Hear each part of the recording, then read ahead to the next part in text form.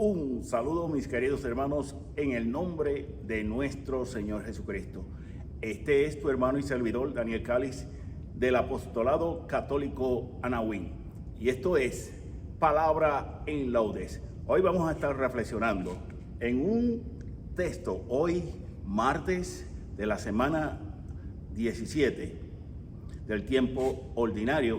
Hoy es la fiesta de San Joaquín y Santa Ana, padres de la Virgen María, padres de la Inmaculada Virgen María. Me comí la R, ahí le vamos. Bien, pues hoy vamos a estar reflexionando en un texto que gramaticalmente contiene una sola oración, pero a veces estos textos así de una sola oración le podemos sacar mucho más que un texto de, digamos, 3, 4 párrafos de largo, ¿verdad? ¿Por qué? Porque es la providencia divina, porque es el Espíritu Santo quien inspira las Sagradas Escrituras, mis queridos hermanos. Bien, entonces, pues vamos a hacer lectura, pero antes de la lectura, quisiera, encontré una oración de San Joaquín y Santa Ana, oración a San Joaquín y a Santa Ana, a través de el sitio Así Prensa, y pues me voy a disponer pues entonces a compartirla con ustedes. En el nombre del Padre, del Hijo y del Espíritu Santo. Amén. Insigne y glorioso Patriarca San Joaquín y bondadosa Santa Ana, cuánto es mi gozo al considerar que fueron escogidos entre todos los santos de Dios para dar cumplimiento divino y enriquecer al mundo con la gran Madre de Dios, María Santísima. Por tal singular privilegio, han llegado a tener la mayor influencia sobre ambos, madre e hijos, para conseguirnos las gracias que más necesitamos. Con gran confianza recurro a su protección poderosa y les encomiendo todas nuestras necesidades espirituales y materiales de esta comunidad parroquial. Especialmente la gracia particular que nuestros hermanos, cada uno de los que están viendo esta reflexión, este programa Palabra en Laudes, y este propio servidor les queremos pedir. Como ustedes fueron ejemplo perfecto de vida interior, obténgannos el don de la más sincera oración.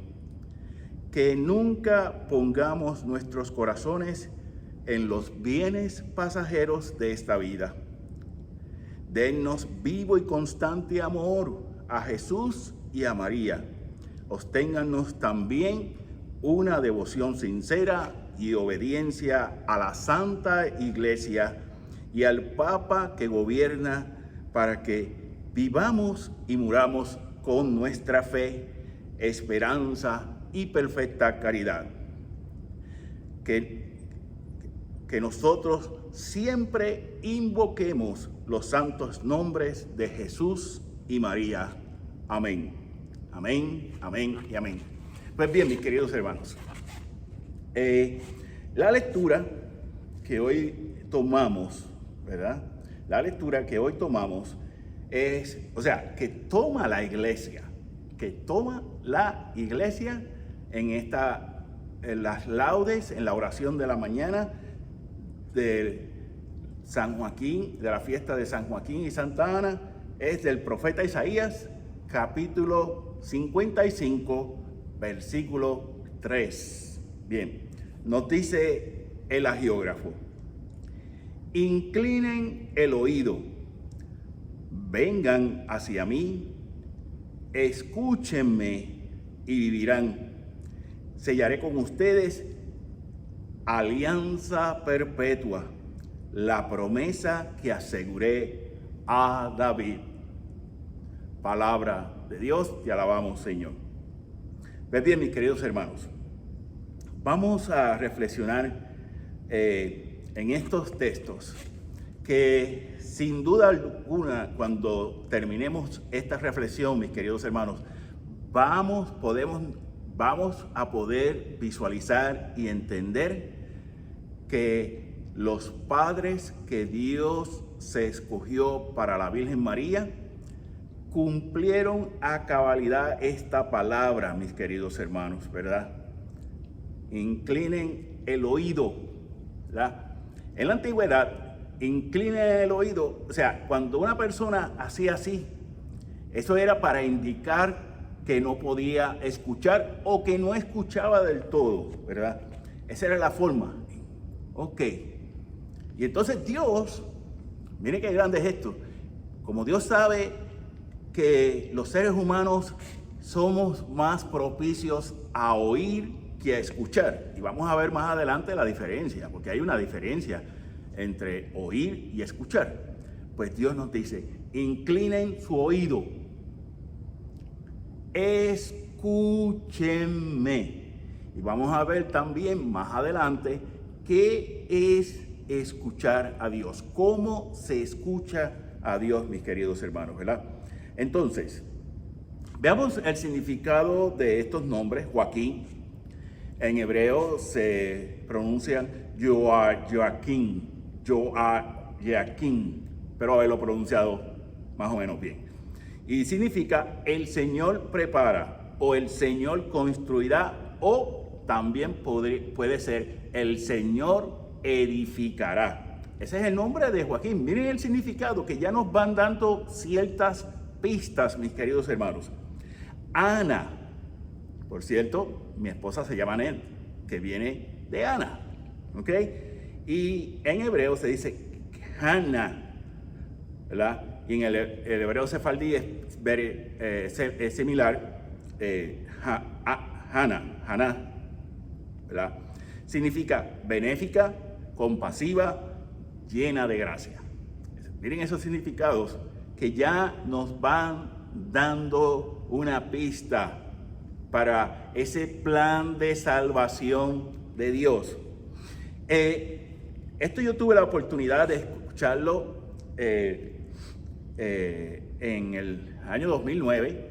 Estuve en Jerusalén y el día libre que tuve me dio con buscar en el internet las noticias de la iglesia. Y escuché esto que nuestro Papa Emérito Benedicto XVI dijo en ese entonces, ¿verdad?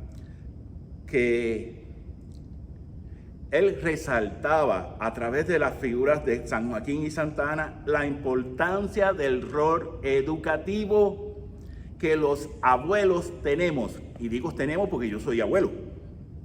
Tengo 4 nietos dentro de la familia. A veces yo digo bromeando, no, yo no soy padre de familia, pero soy abuelo de familia. Entonces, vamos a ver cuál es el contexto amplio de este texto del capítulo 55. Este capítulo 55 es el epílogo o la conclusión del segundo libro del profeta Isaías. Recordemos que el libro de Isaías tiene 3 autores. Este segundo Isaías se le llama el Deutero Isaías, ¿verdad? O el segundo Isaías. Aquí, en este capítulo 55, está haciendo una invitación al banquete pascual de la alianza. ¡Wow! Recordemos que en el Evangelio, cuando Jesucristo instituye en el Evangelio de San Mateo, capítulo 26 al 29, cuando Jesucristo instituye el sacramento de la Eucaristía, les dice a los apóstoles, y no volveré a beber del vino de la vid hasta que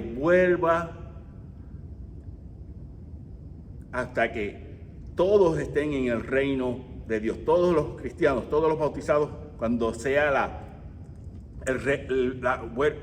segunda venida de nuestro Señor Jesucristo, ¿verdad? Eso nos dice en el Evangelio de San Mateo.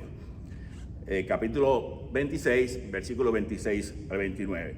El contexto inmediato, o sea, lo que está sucediendo en el entorno, es el anuncio de la repatriación y el llamado a la conversión.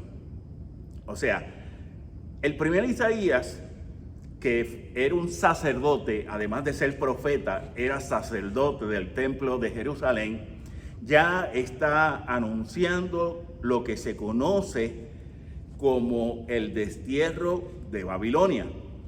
¿Ok?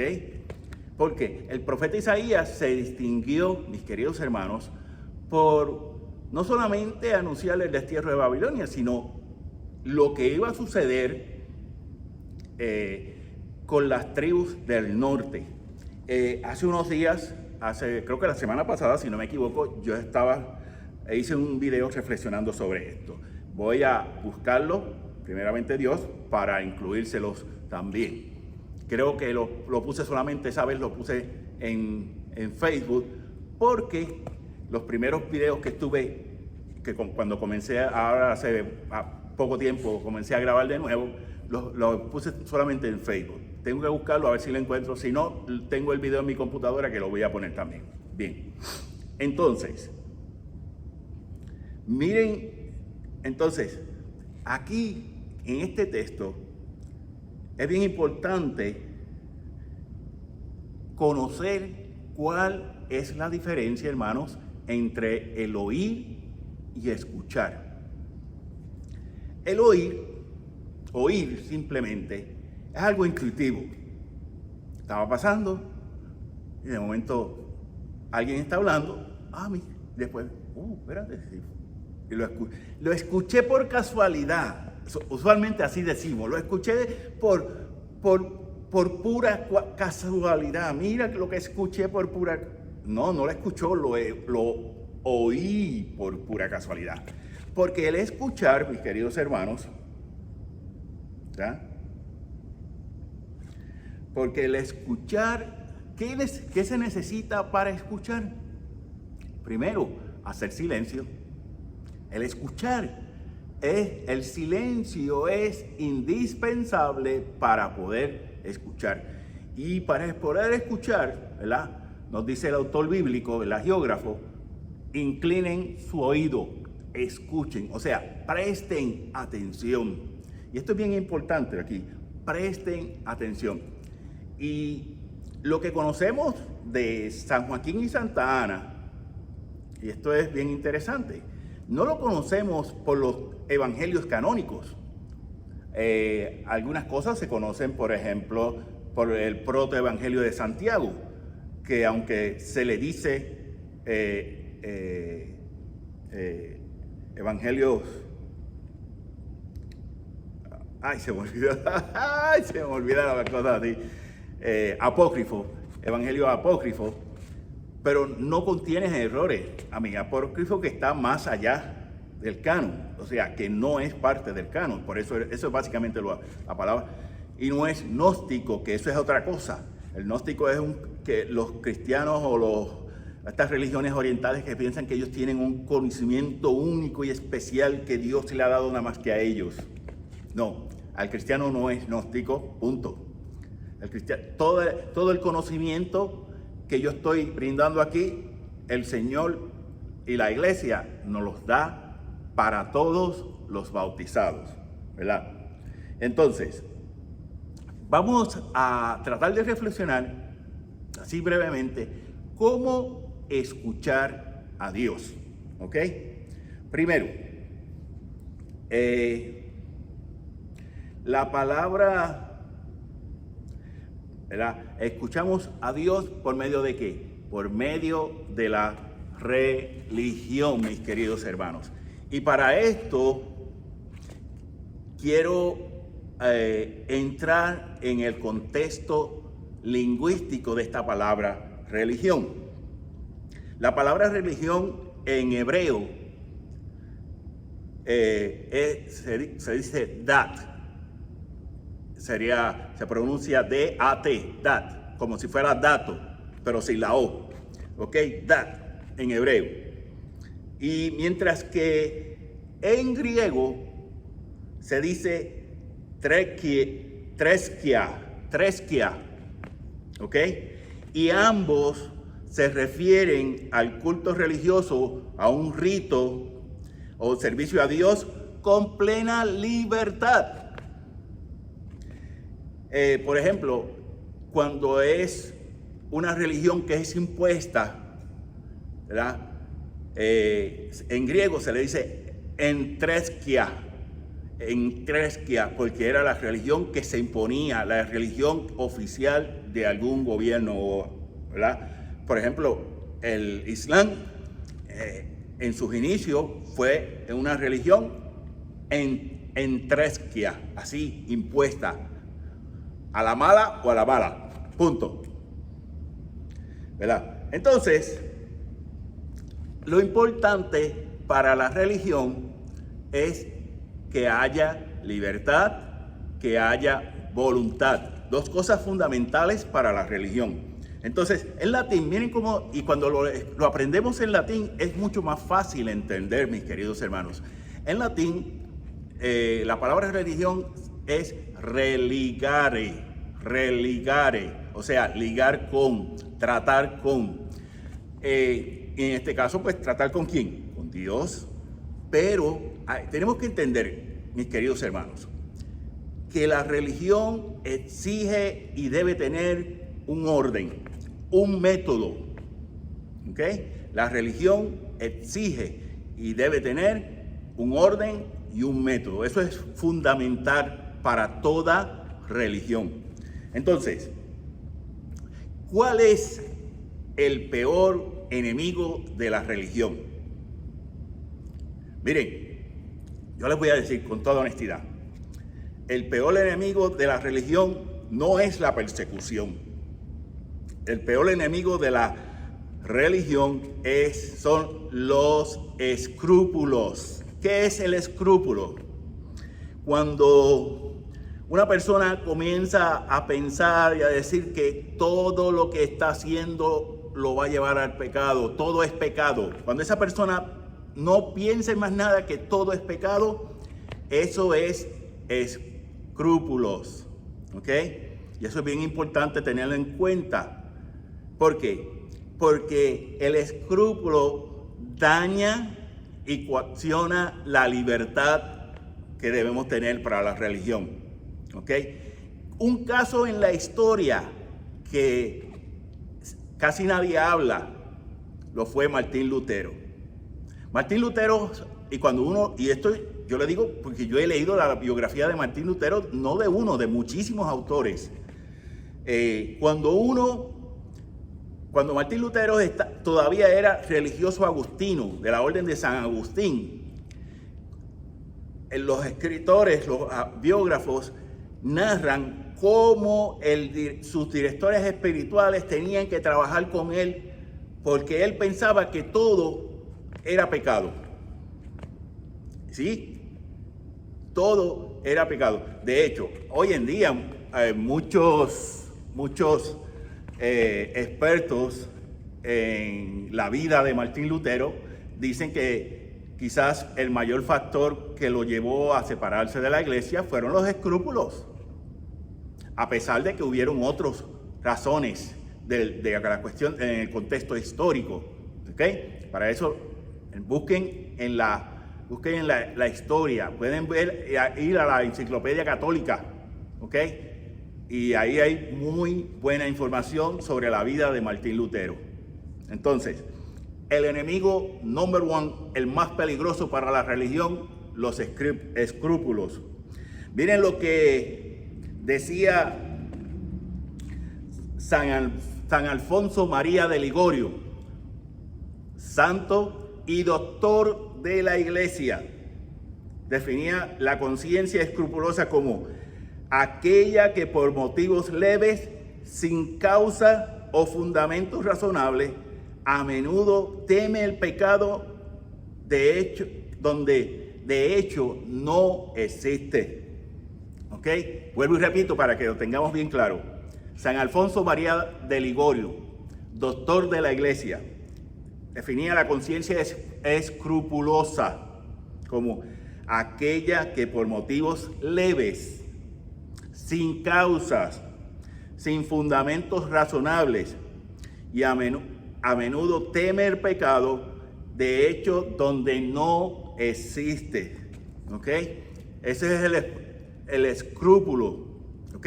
De hecho, la palabra escrúpulo, mis queridos hermanos, viene del latín scrupulus y literalmente significa, era la piedra que se nos metía en el zapato. No puedo levantar la pierna porque me caigo. Pero y de ahí pues, claro, imagínense que una piedrita en el zapato nos molesta y nos incomoda. Pues imagínense una piedrota más grande que nuestro cerebro, nos se mete ahí y está molestando, y está dando. Y eso es un problema, eso se estudia en teología moral, de hecho, y es un problema que muchos directores espirituales tienen que trabajar con ellos, ¿ok? Si usted tiene ese problema, vaya a un director espiritual antes de ir a un psicólogo, ¿ok? Yo, personalmente, yo soy veterano de los Estados Unidos y sí, tengo tratamiento psicológico y psiquiátrico, me lo da veterano, gracias a Dios. Pero antes de eso, voy a donde el sacerdote, mira, padre, me está pasando esto. Y ahí, como dice mi vieja, muy querida, que fue mi catequista, por cierto, y mi abuelo, mi primer profesor de teología, tan feo como tan franco. Ok. Entonces, mis queridos hermanos, ¿verdad? ¿Cómo escuchar a Dios? Esto es bien fácil, bien fácil. ¿Cómo escuchar a Dios? Ya dijimos que escuchamos a Dios a través de la religión. Y aquellos hermanos que dicen, ¿verdad? Yo creo en Cristo, pero no en la religión. No, eso no es así. ¿Por qué? Porque Cristo estableció una religión. ¿Para qué? Para nuestra salvación, hermanos. Cristo estableció una religión para nuestra salvación. Entonces, las cosas que necesitamos, básicamente el Señor nos las enseña en el Nuevo Testamento. Primero, la vida sacramental. El bautismo es la puerta de la salvación. ¿Ok? Y aprovecho la oportunidad. Yo estoy ya terminando mi primer libro y próximamente se lo voy a enviar al arzobispo para que me le den las licencias eclesiásticas. Y dentro de, no sé, 4, 5 meses, 6 meses, quizás, primero Dios, estará disponible para todos ustedes, mis queridos hermanos, para la formación, especialmente de los sacramentos, pero en especial para el sacramento del bautismo. ¿Verdad? La vida sacramental. Si no estamos bautizados, a buscarnos a bautizar. La Eucaristía. Si no estamos impedidos de recibir la Sagrada Comunión, si no estamos impedidos para recibir la absolución del sacramento de la reconciliación, impedimentos pueden ser que estemos viviendo en segunda unión, impedimentos pueden ser que, por ejemplo, una persona esté excomulgada, ¿ok? Después voy a hacer un video sobre todo eso, ¿verdad? Entonces, la vida de oración. 2 modos de oraciones que la iglesia ha estado utilizando básicamente desde los mismos inicios. Lo son la liturgia de las horas. Esta mañana, gracias a Dios, me pude levantar temprano y allá a las 6:30 de la mañana estaba rezando las laudes, o sea, la oración de la mañana. Y la lección divina, donde cogemos un pasaje de las Sagradas Escrituras y los vamos reflexionando, vamos meditando, lo volvemos a leer despacio y vamos centrándonos en las palabras claves de ese texto, etc. Y así le sacamos todo, les exprimimos y sacamos todo el jugo que podamos espiritualmente hablando, ¿verdad? El Santo Rosario, porque el Rosario, ¿qué es? Básicamente es lección divina. ¿Por qué? Porque nos ponen los misterios, ¿verdad? Que casi todos o todos están en la Biblia, y lo podemos reflexionar. El rosario no es para rezar como el papagayo, es para internalizarlo y si es posible en cualquier otra ocasión podemos ir reflexionando. Yo hay veces que cojo los misterios después de rezar, por ejemplo, los misterios dolorosos, hoy voy a reflexionar, sacar un tiempo de reflexionar en esos misterios, ¿verdad? Otra forma de escuchar a Dios, mis queridos hermanos, y este es muy, muy importante también, dirección o acompañamiento espiritual. Son similares, pero son distintas. Me explico. La dirección es cuando ya tenemos un sacerdote, un religioso, una religiosa, una persona o un laico preparado y le confiamos, ¿verdad? Como confiamos en el secreto de confesión. De hecho, todo eso se supone que quede en forma confidencial. A mí me ha tocado. El acompañamiento espiritual es que a veces un matrimonio, un laico, hasta los mismos sacerdotes y religiosos pueden hacerlo. Están orando con nosotros y van buscando, por medio, a través de la oración especialmente, van buscando cómo ir creciendo juntos en la vida espiritual. ¿Ok?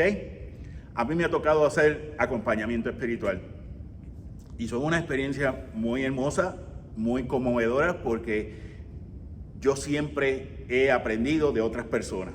Se presta para eso muy, muy, muy grande, ¿verdad? Entonces, la formación cristiana, la formación en la fe cristiana. Miren, hermanos, tenemos que recordar que no podemos amar lo que no conocemos. No podemos amar lo que no conocemos, ¿verdad? Y eso es bien importante. Y por eso yo siempre insisto en que los católicos tenemos que reeducarnos en la fe. 4 pasos, ¿verdad? Vida sacramental, vida de oración, dirección, acompañamiento espiritual y formación que tenemos ahí para escuchar a Dios. Pidámosle hoy a San Joaquín y Santa Ana que intercedan por nosotros, cada uno de nosotros, por nuestras familias, por nuestros trabajos, ¿verdad? Por la iglesia entera, por los abuelos, por los que somos abuelos. Pidámosle y que el Señor nos ayude. Vamos entonces a concluir con la oración, ¿verdad? Que nos pone la liturgia de las horas para hoy martes, la fiesta de San Joaquín y Santa Ana. Oremos. Señor Dios nuestro, Dios de nuestros padres, tú concediste a San Joaquín y a Santa Ana la gracia de traer al mundo a la madre de tu Hijo. Concédenos por plegaria de estos santos la salvación que has prometido a tu pueblo. Por nuestro Señor Jesucristo, tu Hijo, que vive y reina contigo en la unidad del Espíritu Santo, de un solo Dios, por los siglos de los siglos. Amén. El Señor nos bendiga, nos guarde de todo mal y nos lleve a la vida eterna, en el nombre del Padre, del Hijo y del Espíritu Santo. Amén. Bueno, les pido, mis hermanos, que compartan estos videos y será próximamente. Hasta la próxima.